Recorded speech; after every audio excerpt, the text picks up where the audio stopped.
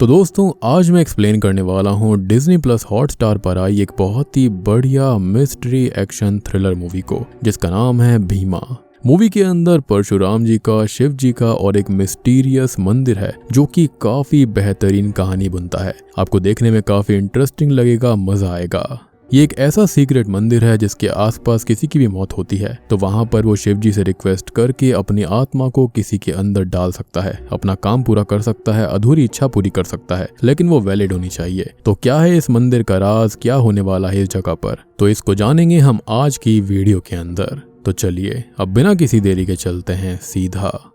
Video की तरफ। कहानी की शुरुआत में हमें भगवान परशुराम की कहानी बताई जाती है कि किस तरह भगवान परशुराम ने 21 बार इस धरती का भ्रमण करते हुए यहाँ से सभी पापियों को खत्म किया था, उनका संहार किया था, जिसके बाद उन्होंने ये भूमि कश्यप प्रजापति को दे दी। लेकिन कुछ ही समय के बाद में देवता, असुर और नागों ने भगवान परशुराम से अपने लिए अलग जगह रहने के लिए मांग ली, जिसके लिए भगवान परशुराम ने अपने परशु का इस्तेमाल करते हुए समुद्र को एक जगह से हटा दिया और उस जगह पर एक जंगल बनाया जो कि बहुत ही दिव्य था और वहां पर ढेरों चमत्कारियां जड़ी बूटियां थीं। इतना ही नहीं, उन्होंने फिर अपनी तपस्या से वहां पर भगवान शिव का एक मंदिर भी बनाया जिसके वो खुद भक्त बनकर आते हैं। और आज वो मंदिर महेंद्रगिरी नाम की जगह पर है, जहाँ के एक बुजुर्ग आदमी को हम देखते हैं जो कि मंदिर के बारे में बताते हुए ये कहते हैं कि ये बहुत ही चमत्कारी मंदिर है और यहाँ का शिवलिंग अपने आप ही प्रकट हो गया था। साथ ही साथ ऐसा माना जाता है कि माँ गंगा खुद यहाँ आकर शिवलिंग का जल अभिषेक करती हैं।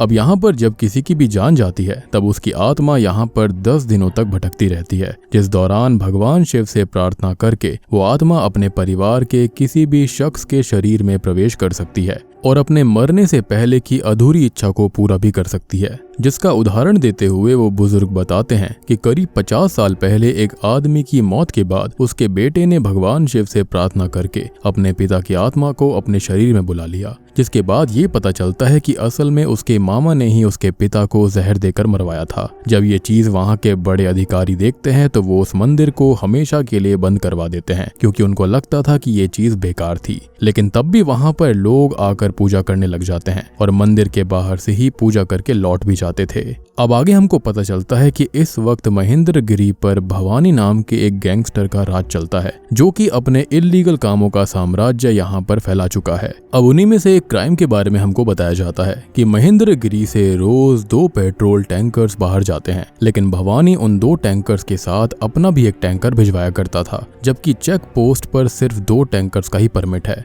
किसी को भी नहीं पता कि भवानी उस टैंकर के जरिए बाहर क्या भिजवा रहा था। अब इस बारे में कुछ गांव वाले बात कर रहे होते हैं और वो अपने पहचान के ही एक पुलिस ऑफिसर से इस पर एक्शन लेने के लिए भी कहते हैं, जिसके बाद वो ऑफिसर ये जानते हुए भी कि इसमें भवानी इन्वॉल्व है, वो उसे पकड़ने के लिए चला जाता है। जिसके कुछ ही देर के बाद में वो ऑफिसर अधमरी हालत में एक जीप के ऊपर बंधा हुआ वहां पर आता है और वो जीप भवानी की ही थी। भवानी को वहां देख गाँव के वो लोग उससे माफी मांगते हैं, डरने लगते हैं, पर भवानी उन्हें ये कहते हुए मरवा देता है कि आज तुमने मेरे खिलाफ जाने की कोशिश करी है, फिर कल तुम इससे भी आगे चले जाओगे। जिसके बाद भवानी का बेटा रुद्रा जीप से बाहर आकर उस ऑफिसर को मार डालता है और फिर सीन यहाँ से 2 महीने बाद अनंतपुर नाम की एक जगह पर शिफ्ट होता है, जहाँ पर हम सतीश नाम के एक ठग को देखते हैं जो कि अपने 2 चेलों के साथ लोगों को ठगने का काम किया करता था। और इसका उदाहरण हमें जल्दी ही देखने को मिलता है जब सतीश अपने चेलों के साथ एक ऐसे आदमी के घर पहुंचता है जिसका बेटा कुछ दिनों पहले ही खो गया था, लेकिन अब वो मिल चुका है। असल में उस आदमी ने अपने बेटे के खो जाने के बारे में न्यूज़पेपर में बताया था। सतीश उस आदमी से कहता है कि भले ही तुम्हारा बेटा मिल गया हो, लेकिन पिछले 4 दिन से बिना खाए पिए मैं और मेरी पूरी टीम उसे ढूंढ रही थी, तो तुम्हें कम से कम हमें इन 4 दिनों के खर्चे तो देने ही चाहिए। जबकि सतीश को सुबह ही ये बात पता चली थी कि ये लड़का खो गया था और वो न्यूज़पेपर पढ़ते ही पैसे मांगने आ जाता है,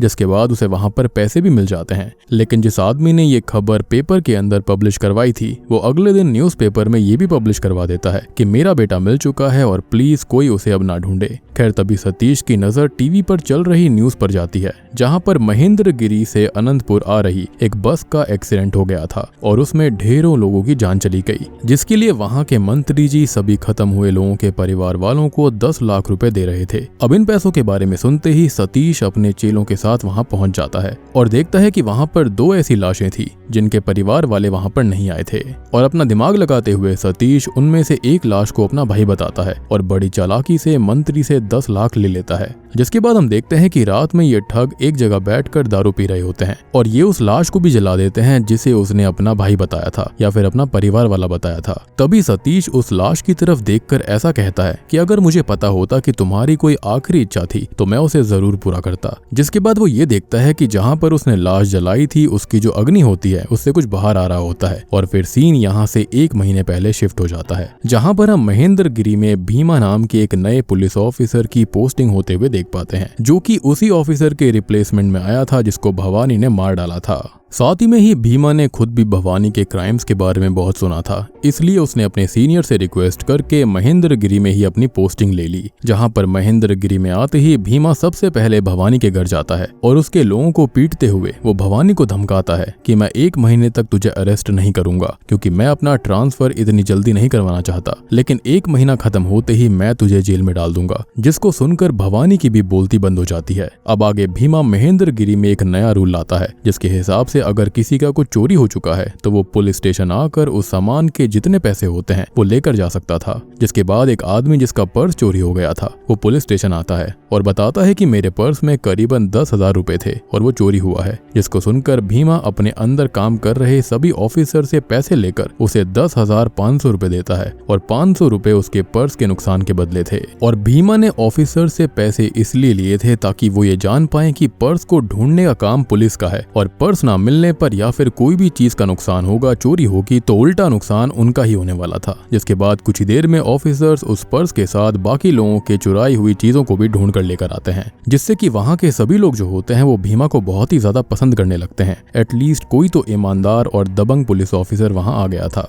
अब अगले दिन स्टेशन में विद्या नाम की एक टीचर आती है जो कि भीमा को बताती है कि मेरे पीछे रोमियो नाम का एक पागल आशिक पड़ा हुआ है जो कि मुझे ये धमकी देता है कि मुझसे शादी कर लो वरना मैं तुम पर एसिड डाल दूंगा, इसलिए मुझे इस वक्त से ही पुलिस सिक्योरिटी चाहिए होगी क्योंकि वो रिस्क नहीं ले सकती थी। अब भीमा विद्या को देखते ही सीधा फ्लैट हो जाता है और वो खुद उसे पर्सनल सिक्योरिटी देने का फैसला कर लेता है। जिसके बाद वो उसे अपनी बाइक से स्कूल छोड़ने जाता है, जहां उसको पता चलता है कि विद्या असल में बॉटनी PhD स्टूडेंट है और वो पार्ट टाइम टीचर का भी काम करती है। आगे भीमा रोमियो को पकड़ लेता है और उसको पता चलता है कि रोमियो असल में एसिड नहीं बल्कि सोडा की बोतल लेकर विद्या को डरा रहा था ताकि वो उससे शादी कर ले। भीमा फिर रोमियो के फोन से विद्या को मैसेज करता है कि मैं तुम पर आज हमला करने वाला हूँ, जिसको पढ़ते ही विद्या डर जाती है और वो भीमा को अपने हॉस्टल बुला लेती है, जिससे कि भीमा का बनाया हुआ प्लान सक्सेसफुल हो गया था ताकि वो उसके करीब रह पाए। अब वहाँ हॉस्टल में विद्या भीमा के अच्छे गेस्चर और लड़कियों की तरफ उसके सम्मान को लेकर काफी इम्प्रेस्ड हो जाती है और उसे वो भी पसंद आने लगा था। जिसके बाद दोनों एक साथ काफी समय बिताने लगते हैं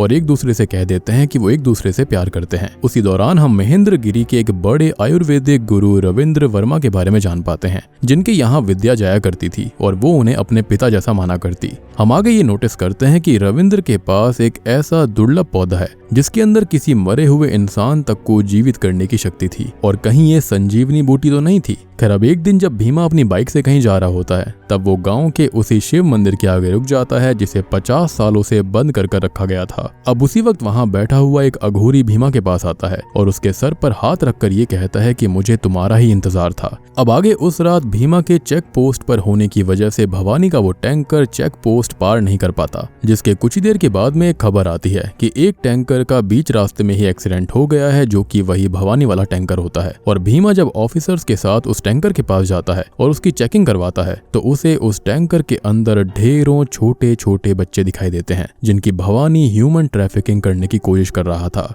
यानी कि अब तक वो यही करता आ रहा था। और ये बात भवानी को भी पता चल गई थी कि भीमा ने टैंकर पकड़ लिया है, इसलिए वो भीमा को मारने के लिए अपने खास आदमी तांडवा को भेजता है और तांडवा ही इस ह्यूमन ट्रैफिकिंग के काम को हैंडल किया करता था। भीमा फिर किसी तरह से बच्चों को वहां से भेज देता है, लेकिन तब तक तांडवा के आदमी वहां पर आ गए थे जिन्हें भीमा बड़े अच्छे से तोड़ना शुरू करता है और वो लोग समझ जाते हैं कि वो भीमा को ऐसे नहीं मार पाएंगे। जिसके बाद वो लोग बड़ी ही चालाकी से भीमा के शरीर में फिशिंग हुक्स को मार देते हैं, जिसके ऊपर उन्होंने पहले से ही जहर लगाया हुआ था, जिससे कि कुछ ही देर में भीमा वहीं पर बेहोश हो जाता है। जिसके बाद तांडवा के लोग उसे समुद्र में फेंक देते हैं और यहीं से सीन भीमा के जुड़वा भाई रामा पर शिफ्ट होता है, जो कि बिल्कुल भीमा की तरह ही दिखता था, लेकिन वो भीमा से पूरा अलग है। रामा एक गुरुकुल में रहता है और वो भगवान शिव का बहुत ही बड़ा भक्त है, जिसका पूरा दिन धर्म के बारे में सिखाने और सीखने में चला जाता था। अब इसके बाद हमें फ्लैशबैक के जरिए भीमा और रामा के अलग होने की कहानी दिखाई जाती है, जहां पर हम देखते हैं कि दोनों मंदिर के महंत के बेटे थे।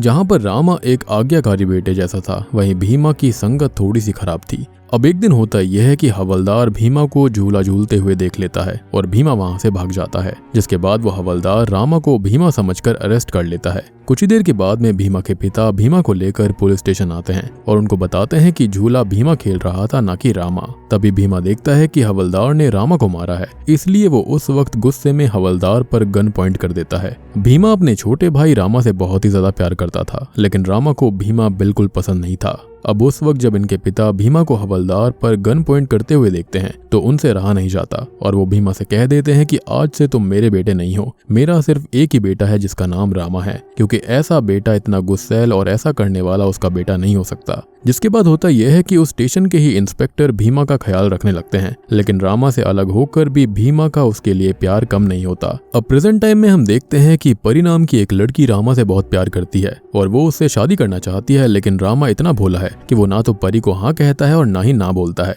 परी के पिता नहीं चाहते कि परी रामा से शादी करे, इसलिए वो रामा के साथ भागकर शादी करने का फैसला करती है। तभी आगे हमें वहां पर सतीश को दिखाया जाता है, जो कि परी और रामा को जाकर कहता है कि मैं तुम्हारा बचपन का दोस्त सतीश हूँ। अब सतीश बहुत ही कॉमन नाम है और यूजुअली सभी का कोई ना कोई सतीश नाम का दोस्त होता ही है, और वैसे ही बचपन में परी और रामा का भी सतीश नाम का एक म्यूचुअल दोस्त था। अब इसलिए परी और रामा इस सतीश को अपने ही बचपन का दोस्त मान लेते हैं और सतीश फिर दोनों से कहता है कि मैं तुम दोनों की शादी करवाने में हेल्प कर दूंगा, क्योंकि उस वक्त तक रामा परी को चाहने लगता है। लेकिन यहाँ सतीश ने परी और रामा से झूठ क्यों बोला और सतीश इन दोनों की शादी क्यों करवाना चाहता है, तो इसके बारे में हमें जल्दी पता चलेगा। अब सतीश रामा और परी को घर से भागने में हेल्प करता है और उन्हें महेंद्रगिरी लेकर जाता है, जहाँ पर रामा को इस बात का पता चल जाता है कि सतीश एक ठग है और वो उनका बचपन का दोस्त भी नहीं है। सतीश फिर रामा को बताता है कि वो यहाँ पर आखिर क्यों आया है, जिसके बाद कहानी 9 दिन पहले शिफ्ट होती है और यहाँ से सभी चीजें एक दूसरे से लिंक होना शुरू हो जाएंगी।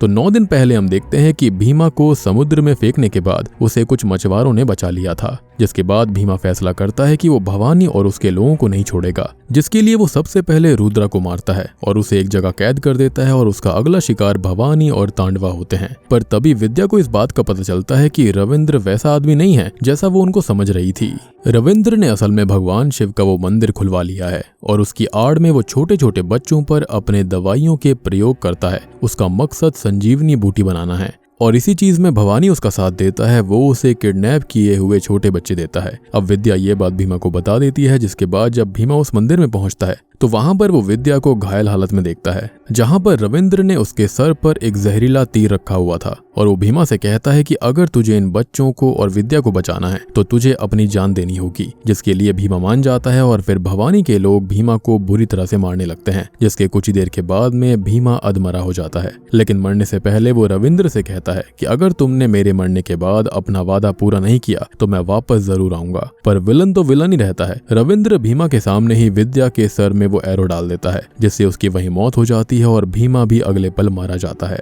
जिसके बाद भवानी के लोग दोनों की लाशों को ठिकाने लगाने के लिए जगह ढूंढ रहे होते हैं और तभी उन्हें वो एक्सीडेंट हुई बस मिलती है और वो उसी बस में दोनों की लाशें फेंक देते हैं। अब यहाँ आपको याद होगा कि सतीश जब उस बस एक्सीडेंट से मरे हुए लोगों की लाशों को देखने गया था तो वहां पर 2 अनजान लाशें थीं, जिनके कोई भी परिवार वाले वहां पर नहीं थे। तो वो 2 लाशें किसी और की नहीं बल्कि वो भीमा और विद्या की ही थी, जिसमें से सतीश ने भीमा की लाश को अपना भाई बताया और उसी रात भीमा की आत्मा ने सतीश को अपनी पूरी कहानी बताई थी। जब आपको याद होगा कि जब आग में से कुछ निकला था तो वो कुछ और नहीं बल्कि वो यहाँ पर आत्मा थी भीमा की। अब भीमा की आत्मा उससे ये कहती है कि मुझे रविंद्र और भवानी से अपना बदला लेना है और उन बच्चों को भी बचाना है, इसलिए मुझे अपने परिवार के किसी एक इंसान की जरूरत पड़ेगी। और यही चीज मैंने आपको शुरुआत में बताई थी कि इस मंदिर के अंदर, इस जगह के अंदर ये खास चीज थी। अगर कोई रिक्वेस्ट करता है, कोई आत्मा रिक्वेस्ट करती है तो यहाँ पर उसको 10 दिन का टाइम मिलता है। इसी वजह से भीमा की आत्मा ने सतीश को रामा के पास भेजा ताकि रामा उस शिव मंदिर में आ सके, और अगर रामा वहां आकर अपने गले में पहना हुआ रुद्राक्ष तोड़ देता है और भीमा को बुलाता है तो भीमा की आत्मा उसके शरीर में आ जाएगी और फिर भीमा अपना बदला ले सकता था।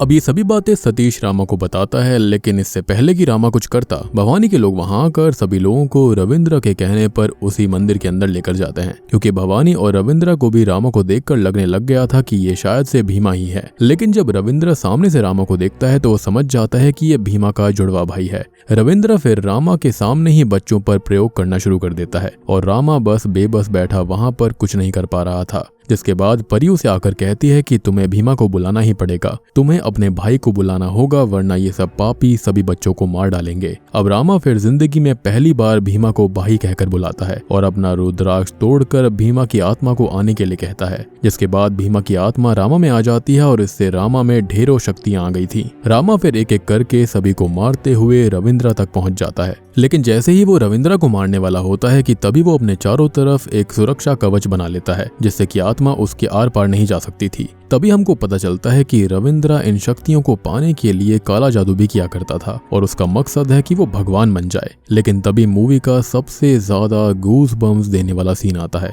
जहां पर हम रामा के पीछे भगवान परशुराम की परछाई को देख पाते हैं। जी हाँ, यानी कि छोटे बच्चों को बचाने के लिए और अधर्म को मिटाने के लिए परशुराम जी आज भी यहीं पर इस जंगल के अंदर मौजूद थे। और ये सारी कहानियां कहानी नहीं बल्कि सच था। और तभी उनके आशीर्वाद से रामा एक परशु लेकर सभी को काटते हुए आगे बढ़ता है, जिसके बाद रविंद्र की शक्तियां भी उसे रोक नहीं पाती और वो रविंद्र के हाथों को काट डालता है। फिर वो रविंद्र को बिल्कुल वैसे ही एरो से मारता है जैसे उसने विद्या को मारा था और फिर ये सीन यहीं पर कट हो जाता है, यानी कि उसने सबको बचा लिया। अब मूवी की एंडिंग में हम 2 साल बाद का सीन देखते हैं, जहां पर रामा और परी का एक बेटा हुआ था और रामा उसका नाम अपने भाई की याद में भीमा रखता है। और बूम, इसी के साथ में भीमा मूवी यहीं पर खत्म हो जाती है। तो दोस्तों, ये थी भीमा मूवी की कहानी। उम्मीद करता हूँ कि आपको ये मिस्ट्री थ्रिलर मूवी अच्छी लगी होगी। अब आपने एक बात नोटिस करी होगी कि मंदिर के आगे एक अघोरी था, जिसने भीमा को देखते ही कह दिया था कि वो उसी का इंतजार कर रहा था, क्योंकि कहीं ना कहीं अघोरी भी जानता था कि अंदर रविंद्र कैसे काले कारनामे कर रहा था और बच्चों पर किस तरह के गलत एक्सपेरिमेंट्स हुआ करते थे, जिसके अंदर उसका साथ भवानी दिया करता था। यानी कि अच्छाई की आड़ में रविंद्र ऐसे गलत काम कर रहा था। यानी कि रविंद्र ने काले जादू का इस्तेमाल किया शक्ति पाने के लिए, साथ ही साथ ढेर सारी गलत औषधियों का, गलत जड़ी बूटियों का इस्तेमाल किया, वो भी गलत तरह से। लेकिन कहते हैं ना, जब शिव जी की शक्ति चलती है, परशुराम जी की शक्ति चलती है, उसके आगे कोई और काली शक्ति नहीं चल सकती। मूवी देखने में काफी इंटरेस्टिंग है, काफी बढ़िया फाइट सीन्स हैं, इसको देखने में मजा आता है, मिस्ट्री काफी बढ़िया है। उम्मीद करता हूँ कि आपको ये मूवी अच्छी लगी होगी। अच्छी लगी है तो वीडियो को लाइक कर देना, चैनल के ऊपर नए हैं तो सब्सक्राइब कर लीजिए और कमेंट सेक्शन के अंदर जय भोलेनाथ और महाकाल लिखना मत भूलना। तो मैं आप सबको मिलता हूँ अगली वीडियो के साथ में, तब तक के लिए